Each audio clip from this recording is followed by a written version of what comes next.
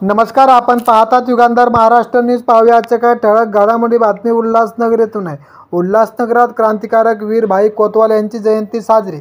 भाई कोतवाल यांचे महान कार्य समाजासमोर येणे गरजेचे आहे. अनिल बोरनारे.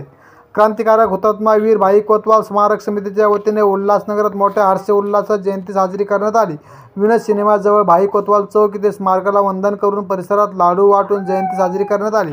1942च्या भारतीय स्वातंत्र्य लढ्यातील क्रांतिकारक भारतमातेचे सुपुत्र हुतात्मा वीर भाई कोतवाल यांचे महान कार्य समाजासमोर आले पाहिजे, याकरिता शालेय शिक्षणामार्फत जन जागृती योजना राबविली जाणार असल्याचे मत स्मारक समितीचे सचिव अनिल बोरनारे यांनी मांडले आहे.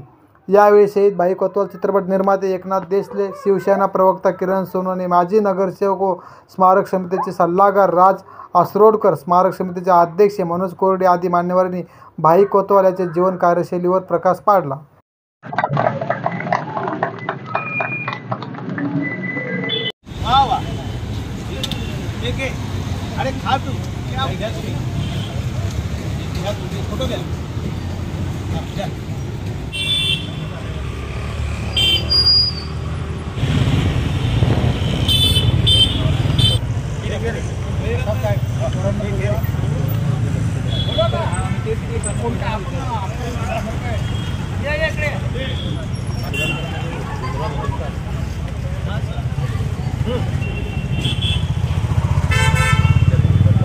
एकोणीसशे 42च्या स्वातंत्र्य संग्रामामध्ये ज्या महात्म्यांचं योगदान होतं, त्या योगदानामध्ये रायगड जिल्ह्यामध्ये माथेरान या ठिकाणी हुतात्मा भाई कोतवाल यांनी 1942च्या क्रांतीमध्ये मोठं योगदान दिलेलं आहे.